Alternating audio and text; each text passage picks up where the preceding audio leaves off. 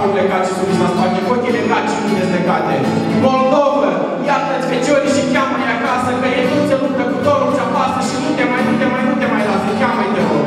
Ridică-le capul și iată-i pe toți, bogatul, săracul, a venit vremea. Nu sta încercată, Moldovă, e timpul să fie eliberată.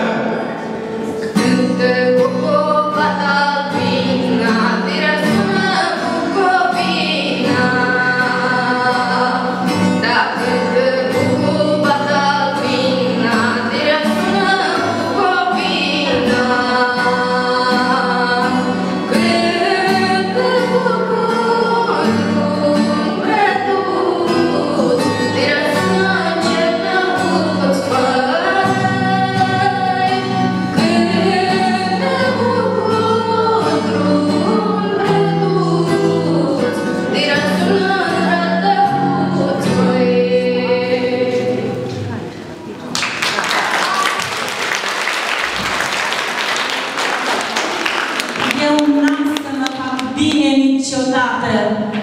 mereu voi suferi de o boală grea, știindu-mi conștiința vinovată că nu e totul bine în țara mea.